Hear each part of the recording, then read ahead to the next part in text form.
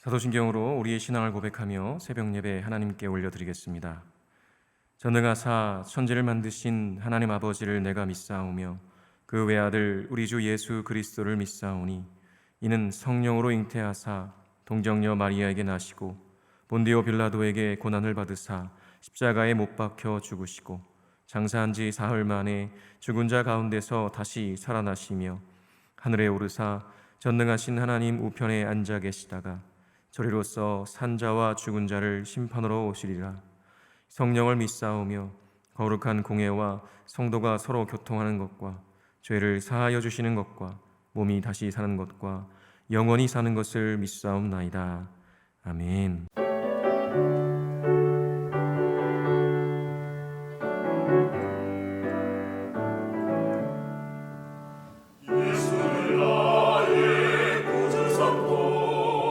성령과 피로서 거듭나니 이 세상에서 내 영혼이 하늘의 영광 누리로다. 이것이 나의 간증이요 이것이 나의 찬송일세.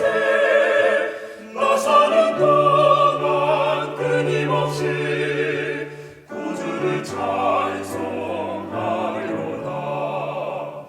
온전히 주께 맡긴대요. 사랑의 음성을 듣는 중에 천사들 왕래하는 곳과 하늘의 영광 보리로다. 이것이 나의 간증이요 이것이 나의 찬송일세. 나 사는 동안 끊임없이 구주를 찬송하리로다. 주 안에 기쁨 누림으로 마음의 풍랑이 잔잔하니 세상과 나는 강분 없고 고속한 주만 보이도다. 이것이 나의 간증이요 이것이 나의 찬송일세. 나 사는 동안 끊임없이 구주를 찬송하리로다. 이 시간 우리에게 주시는 하나님의 말씀은 예레미야 22장 10절에서 19절까지의 말씀입니다. 제가 봉독하겠습니다. 너희는 죽은 자를 위하여 울지 말며 그를 위하여 애통하지 말고 잡혀간 자를 위하여 슬피 울라. 그는 다시 돌아와 그 고국을 보지 못할 것임이라. 여호와께서 유다 왕 요시야의 아들 곧 그의 아버지 요시야를 이어 왕이 되었다가 이곳에서 나간 살룸에 대하여 이와 같이 말씀하시니라. 그가 이곳으로 다시 돌아오지 못하고 잡혀간 곳에서 그가 거기서 죽으리니 이 땅을 다시 보지 못하리라. 불의로 그 집을 세우며 부정하게 그 다락방을 지으며 자기의 이웃을 고용하고 그의 품삯을 주지 아니하는 자에게 화 있을진저. 그가 이르기를 내가 나를 위하여 큰 집과 넓은 다락방을 지으리라 하고 자기를 위하여 창문을 만들고 그것에 백향목으로 입히고 붉은 빛으로 칠하도다. 네가 백향목을 많이 사용하여 왕이 될 수 있겠느냐? 네 아버지가 먹거나 마시지 아니하였으며 정의와 공의를 행하지 아니하였느냐? 그때에 그가 형통하였었느니라. 그는 가난한 자와 궁핍한 자를 변호하고 형통하였나니 이것이 나를 알미 아니냐? 여호와의 말씀이니라. 그러나 내 두 눈과 마음은 탐욕과 무죄한 피를 흘림과 압박과 포악을 행하려 할 뿐이니라. 그러므로 여호와께서 유다의 왕 요시야의 아들 여호야김에 대하여 이와 같이 말씀하시니라. 무리가 그를 위하여 슬프다 내 형제여 슬프다 내 자매여 하며 통곡하지 아니할 것이며 그를 위하여 슬프다 주여 슬프다 그 영광이여 하며 통곡하지도 아니할 것이라. 그가 끌려 예루살렘 문 밖에 던져지고 나귀같이 매장함을 당하리라. 아멘. 제가 기도하겠습니다. 거룩하신 하나님, 오늘도 주님을 예배하는 자리에 서게 하시니 감사합니다. 주님께서는 언제나 당신의 피조세계를 너무나도 아름답게 섭리하시며 이끌어 가시는데 주님의 백성이며 종된 저희는 주님이 만드신 질서를 어긋나게 하고 탈선하려 할 때가 얼마나 많은지 모르겠습니다. 저희의 죄를 용서하여 주옵소서. 오늘 이 새벽에도 그러한 회개하는 마음으로 주님 앞에 섰사오니 말씀하여 주시고 우리를 새롭게 하여 주옵소서. 주님 앞에 감사하는 마음으로 나아가는 우리 모두에게 하나님의 한량없는 은혜와 복을 내려 주옵소서. 오늘도 진리의 말씀으로 우리를 가르쳐 주시는 주님께 감사드리며 예수 그리스도의 이름으로 기도합니다. 아멘. 네, 할렐루야. 오늘도 주님을 예배하는 자리에 서신 모든 분들에게 하나님의 은혜와 평강이 넘치시기를 간절히 축원합니다. 오늘은 내가 살아가는 이유라는 제목으로 하나님 말씀 전하겠습니다. 여러분, 돈 많이 벌고 싶으시죠? 건강하고 싶으시죠? 자녀들이 정말 잘 되었으면 좋으시겠죠? 더 좋은 집에 살고도 싶으시죠? 더 많은 지식과 지혜도 갖고 싶으시죠? 저도 그렇습니다. 아마도 모든 사람들의 바람일 것입니다. 이 세상을 살아가면서 좀 더 부유하게 또 좀 더 편안하게 살아가는 것이 왜 나쁘겠습니까? 하나님께서는 그 모든 것들을 누릴 수 있도록 우리를 창조해 주셨죠. 그런데 문제는요, 우리가 창조된 목적이 단순히 그것만은 아니라는 것입니다. 사실 하나님께서 우리를 창조하신 목적, 우리를 구원하신 목적은요, 단순히 이 땅에서 잘 먹고 잘 사는 것이 결코 아닙니다. 하나님의 통치와 다스림 안에서 하나님을 사랑하고 또 이웃을 사랑하는 것이 먼저인 것이죠. 그렇게 우리가 하나님을 사랑하고 이웃을 사랑할 때 우리가 지음받은 목적, 또 구원받은 목적을 이루는 의미 있는 인생을 살아가게 되는 것입니다. 그런데요, 하나님을 인정하지 않고 대적하는 세상은 그런 우리를 가만 내버려 두지 않죠. 지속적으로 우리를 육신의 정욕과 안목의 정욕과 이생의 자랑으로 유혹합니다. 사람이 살아가는 이유와 목적이 꼭 육신의 만족과 편안함, 눈의 즐거움, 또 인정받고 부러움의 대상이 되는 것에 있는 것처럼 우리를 유혹하는 것이죠.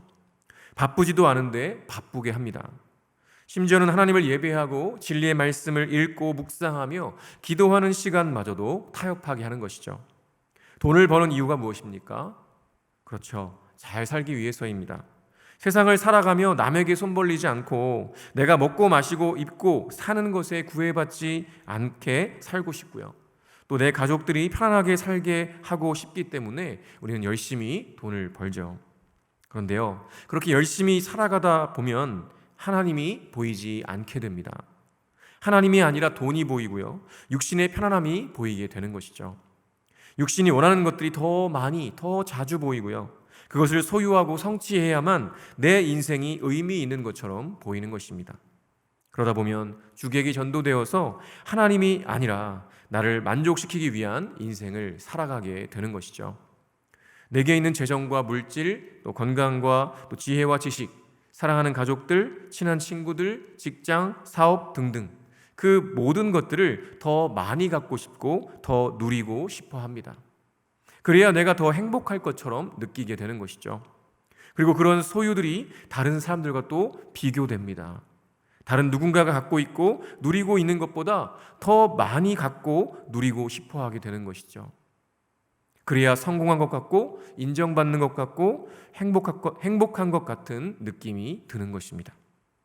그렇게 열심히 소유를 늘리기 위해서 일하고 또 일하다 보면 말도 안 되지만요, 어느새 하나님마저도 나의 소유와 행복을 늘리기 위한 도구처럼 여기는 일들이 일어납니다. 내가 예배하고 기도하고 헌금하고 섬기는 그 모든 것들이 나의 소유와 행복을 얻어내기 위한 재물이 되는 것이죠. 우리는 그렇게 하나님마저도 또 다른 우상처럼 섬기는 그런 패악을 행하면서 살아갑니다. 그럼에도 그 사실을 전혀 깨닫지 못할 때가 얼마나 많은지 모릅니다. 그러면 어떻게 그 사실을 확인할 수 있을까요? 지금 당장 내가 소유한 그 모든 것들이 사라지고 오직 나에게 예수 그리스도만 남는다고 해도 만족하겠는가를 스스로에게 물어보면 알 수 있습니다. 만일 주님 한 분만으로 만족하지 못한다면 우리는 어느새 하나님보다 하나님이 주실 수 있는 것들을 더 사랑하고 의지하는 우상 숭배에 빠져 있는 것입니다. 여러분은 어떠신가요? 하나님께서 우리에게 누릴 수 있는 모든 것들을 주신 이유가 있습니다. 그것은 단순히 나와 내 가족들, 또 사랑하는 사람들만 잘 먹고 잘 살고 잘 누리라고 주신 것이 아니라는 것을 우리는 반드시 깨달아야 하는 것이죠. 하나님께서 우리에게 주신 모든 것들은요, 하나님의 나라를 이루어 가라고 주신 것입니다.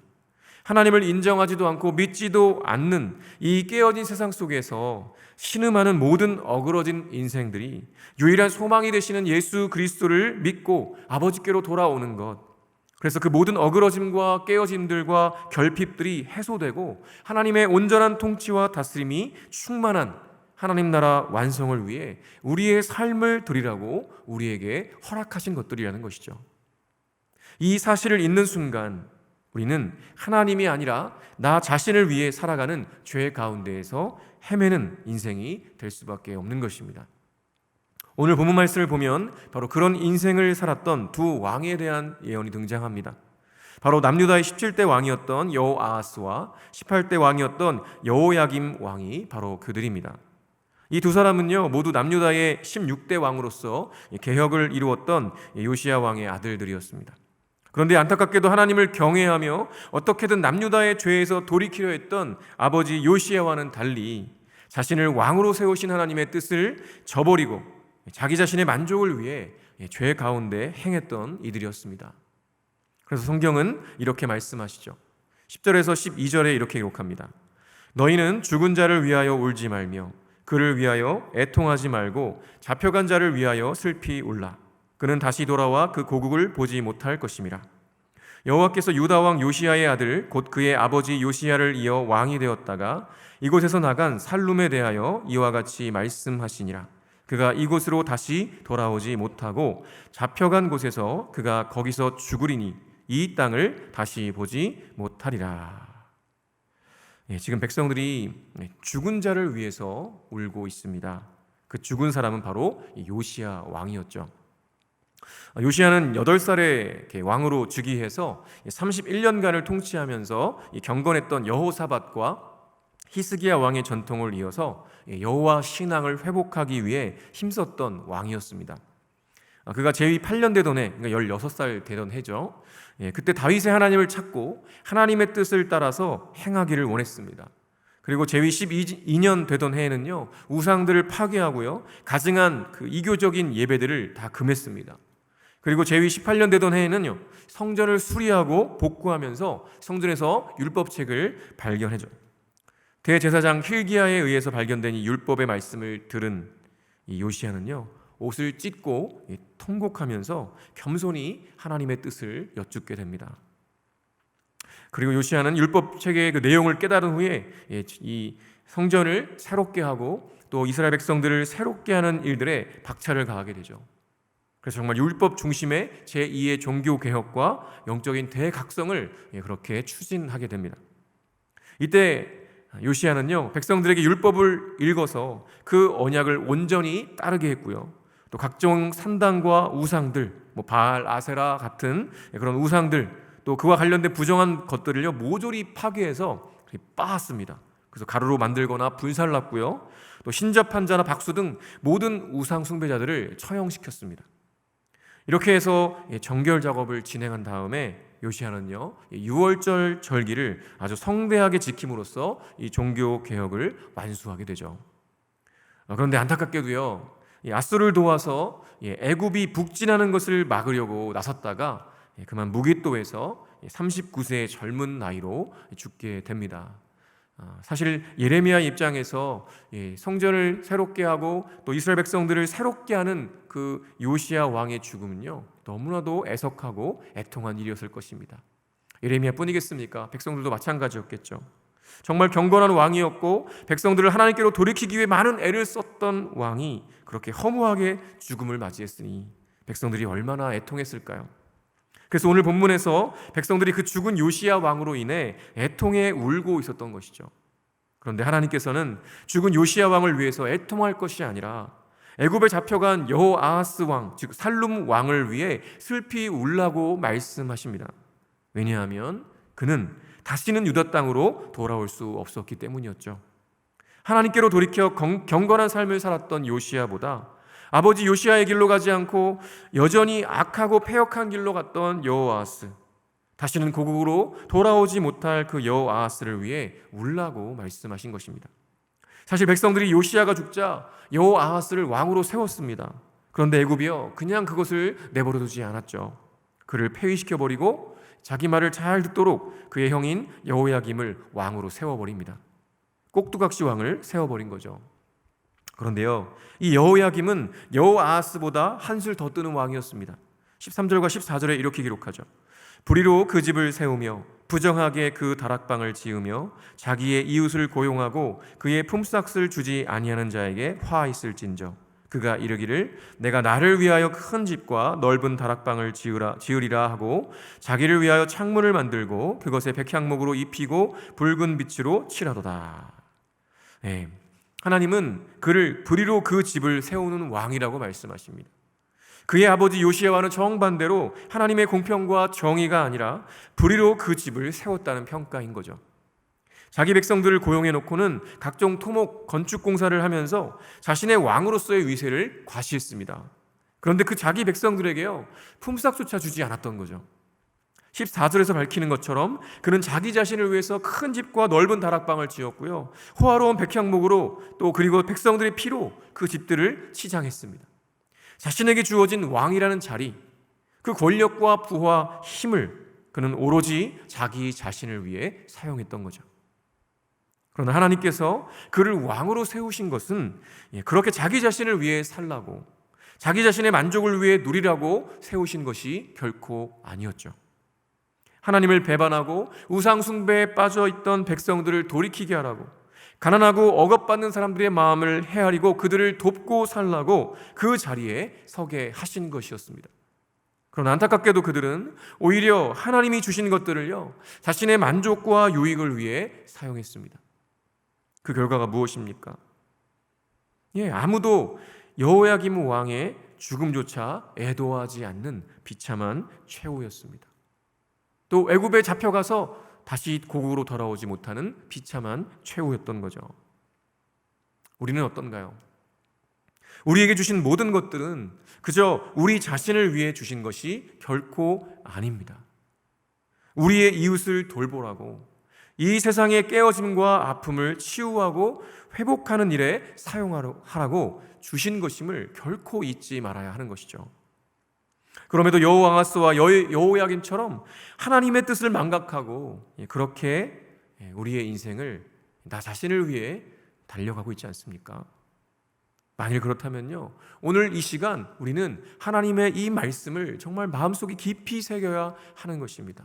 하나님께서 우리에게 지금 우리가 있는 자리에 세우신 이유, 우리가 갖고 있는 건강, 또 우리가 갖고 있는 재물, 우리가 갖고 있는 능력, 우리가 갖고 있는 그 모든 것들을 나를 위해 주신 것이 아니라 이 깨어진 세상을 위해, 또 아파하는 우리의 이웃들을 위해 주신 것임을 결코 잊지 말고 그렇게 하나님의 통치와 다스림 안에서 하나님의 나라를 이루는 것에 우리의 삶을 온전히 드려야 하는 것이죠. 그래서 주님이 우리를 이 땅에 살게 하시고 구원하신 목적과 이유를 온전히 이루어가는 삶을 살아야 하는 것입니다. 여러분의 삶의 의미와 참된 만족과 행복은 결코 우리의 소유와 우리의 누림에 있지 않습니다. 하나님께서 우리를 창조하시고 구원하신 그 목적을 이루는 것이 바로 우리가 누릴 수 있는 유일한 참된 행복과 만족임을 잊지 마시고 오늘 이 시간 정말 하나님 앞에 다시 한번 회개하며 돌이키고 정말 주님의 뜻을 우리의 삶을 통해 이루어 달라고 간절히 기도하는 저와 여러분 되시기를 간절히 축원합니다. 주기도문으로 예배를 마치겠습니다. 하늘에 계신 우리 아버지여, 이름이 거룩히 여김을 받으시오며 나라가 임하시오며 뜻이 하늘에서 이루어진 것 같이 땅에서도 이루어지이다. 오늘 우리에게 일용할 양식을 주시옵고 우리가 우리에게 죄 지은 자를 사하여 준 것 같이 우리 죄를 사하여 주시옵고 우리를 시험에 들게 하지 마시옵고 다만 악에서 구하시옵소서. 나라와 권세와 영광이 아버지께 영원히 있사옵나이다. 아멘.